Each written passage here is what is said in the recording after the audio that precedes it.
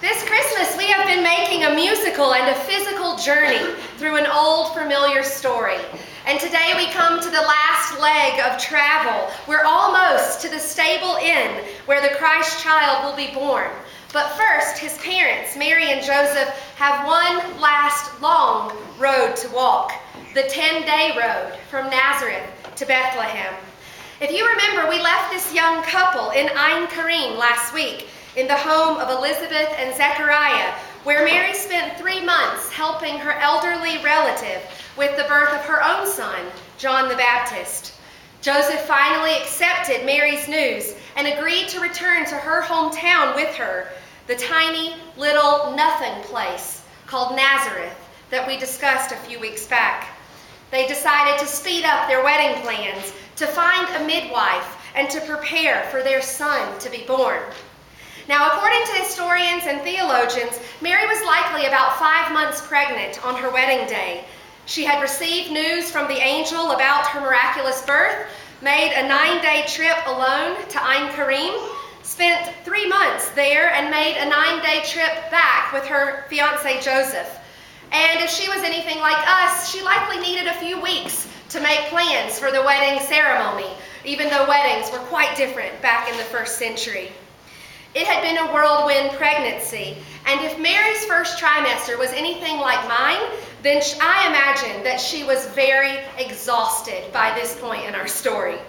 You see, finally, she and Joseph had made it back to her hometown, and they had made all the necessary arrangements, and they had sealed their marriage vows. Since their year-long formal engagement was legally equal to a marriage, it was not uncommon for engaged couples to become pregnant and to move up their wedding dates a little bit earlier than originally planned. But for Mary and Joseph, if you remember, Joseph did not impregnate Mary, and so there was a fear of threat and scandal and even death throughout these first few months of Mary's pregnancy. And I can just imagine her taking a big, deep breath on that wedding day, which finally came at 5 months of pregnancy. And I can imagine Mary and her family settling down into the preparations for their coming child, recognizing that all that stress and danger was past. I will say that remaining in Nazareth was a little bit uncommon because most first century Jewish couples lived with the husband's family in a room off to the side of the house until they could afford to build a place of their own or to buy a farm.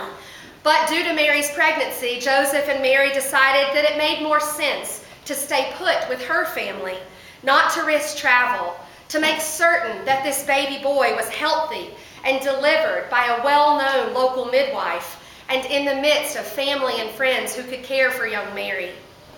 Sometimes in life, though, we are simply not allowed to get too comfortable. I don't know if you've ever had that experience, but just when Mary may have started to breathe easy, along comes a Roman decree that changes everything. You see, first century Palestine was an occupied territory of the Roman Empire, and the families of Mary and Joseph and their ancestral people were not free. They were not Roman citizens, and they had very limited rights in their own homes. They were forced to serve the Roman Empire and to pay exorbitant taxes, but they were not allowed to vote. And if the emperor made a decision to impose a census, then everyone complied without hesitation or question, because anything else could have warranted their execution. So Mary was 9 months pregnant by this point, and she was forced to make a 10-day trip, either on foot or on donkey. Records differ on how she actually traveled, but either way, I can just imagine how she might have felt. Angry and scared for herself and for her child, because the one thing that she thought she could control, where she would give birth and who would be with her during that moment, was now being stripped away from her. Just like many other refugees today or people living in exile, Mary was forced to make an unwanted journey. When I lived in Germany for 12 years, I was part of a United Methodist church there that was half comprised of African refugees, mostly from Ghana and Nigeria. Some of these people came to Munich looking for jobs even menial jobs, so that they could make enough money to send home to their families back in Africa. Some who were starving, some who were poor, some countries which were torn apart by war. Many lived in asylum homes. They weren't free to come and go as they pleased, and they were often given orders late at night that first thing in the morning they would be shipped off hundreds of miles across the country out into little villages where they would likely be the only person with black skin in a wide circle or area. It was a dangerous time and a frightening time. Many of these refugees were sick. They had HIV or other illnesses which required treatment in Munich's hospitals. Some of them were new mothers or very pregnant, just like Mary in our story. They didn't have any known friends in the places that they were being shipped off to, and they didn't have any control, only fear and helplessness. And I can imagine it was the same with Mary and Joseph, the same with millions of Syrian and Middle Eastern refugees fleeing genocide and war in their own countries today. They never wanted or planned to make such long and difficult journeys, but in some way they can still find peace along terribly long and lonely roads. The author of this morning's first Christmas carol, "O Come All Ye Faithful," also made a long and unwanted journey. His name was John Francis Wade, and he was a Catholic priest in England during a holy war between the Anglicans and the Catholics.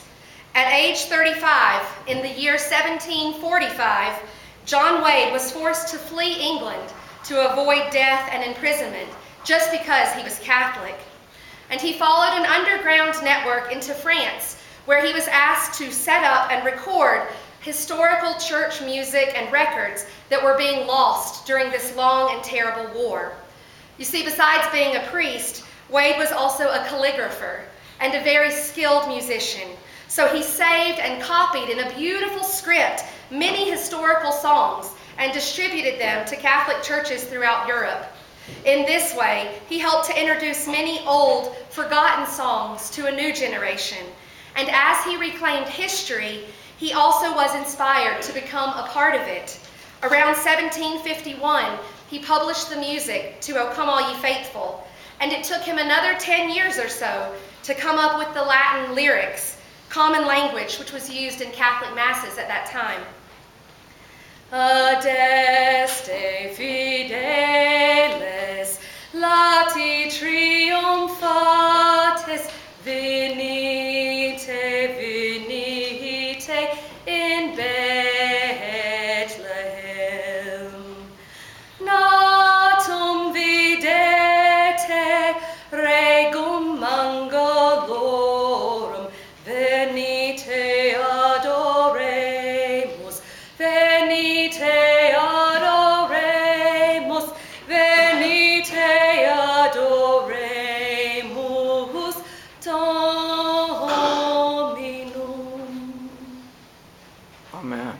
Despite his fear and his displacement, John Francis Wade found peace for his soul and adoration for God in the beautiful lyrics and music of that simple Christmas carol.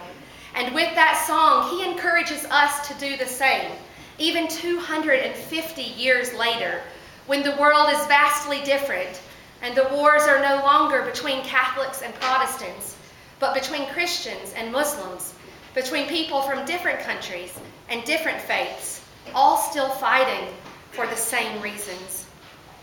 The journey from Nazareth to Bethlehem was not an easy one.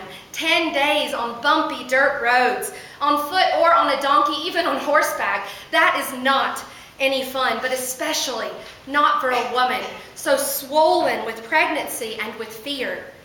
You know, historians debate which road the couple took. I read a lot of things this week arguing for one path or another. But one thing that they all agree on is that whichever road they took, it was probably about a 9 or 10 day journey. And Mary and Joseph probably breathed a huge sigh of relief on that 9th or 10th day when they came atop a hill and saw the Temple Mount at Jerusalem in front of them. Many of you are familiar with that image of the gold dome on top of the Temple Mount. And Joseph's hometown of Bethlehem was just a few hours' walk from that city. You know, one thing always puzzled me about the Christmas story, which was why Mary and Joseph were knocking on doors of inns when Joseph obviously had family in town. Weren't his parents and his grandparents and his siblings and his cousins delighted to see him return together with his young and pregnant wife? Wouldn't someone in the family have taken them in?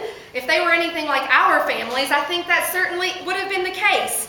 So I did some study, and in Reverend Adam Hamilton's book, The Journey, Walking the Road to Bethlehem, he gives a description of a first-century Palestinian home.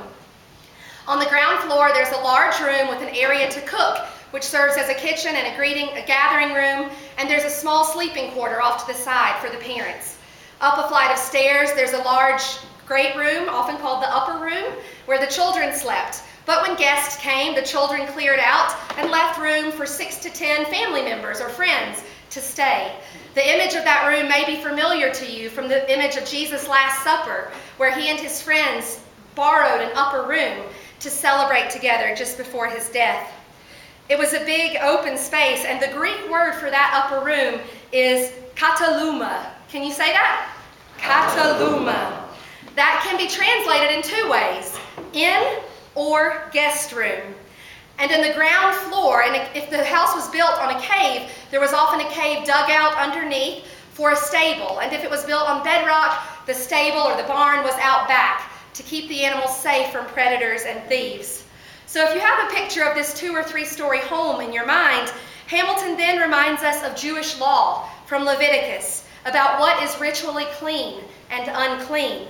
You see, when women gave birth, they were considered unclean until their sons could be circumcised on the 8th day of life. And in the meantime, anything that a woman lied on was unclean, and anything that touched this woman was unclean, and anyone who touched anything that the woman had lied on was unclean. So you can imagine why Joseph's parents didn't want to invite Mary and Joseph into the upper room, into the kataluma or the inn to give birth, because it would have rendered the entire house and everyone in it ritually unclean. And so young Mary was invited to give birth to her first child in her in-laws' barn, in her in-laws' stable, in her in-laws' cave, depending on exactly how the house was built. And these were not very fancy accommodations, even by first-century standards. Despite what our modern carols tell us, I am sure that the night Mary labored and delivered baby Jesus was not a silent one.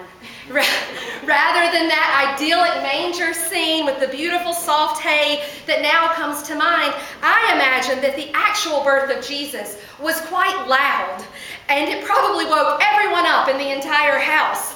And I also imagine it was quite depressing and disappointing. It was nothing like Mary had dreamed about and planned and prepared for her family. And I imagine it was very difficult, even in the messiness and the loneliness and the fear that she experienced, though. A small child was born, and nothing in the world would ever be the same from that moment on. You see, our journeys in life are sometimes unwanted, and they are often difficult, more difficult at times than we think we know how to bear. Because we struggle and we fight and we lose battles and we have to lick our wounds. And we're forced to do things that we don't want to do or make trips that we'd rather not go on. We lose control even when we are white-knuckling our grip on the tiniest little thing that we think we can control. And I think the holidays are often like that. Obligations to family and friends, jobs and organizations that just don't suit our mood or our timing or our needs. And I know that the global refugee crisis is like that. People leaving death and brokenness at home, but having trouble finding a place to rest their heads in our guest rooms and our inns. They are frightened, perhaps even angry, praying for a kind word or a gentle welcome. Children have lost their parents. Parents have lost their children.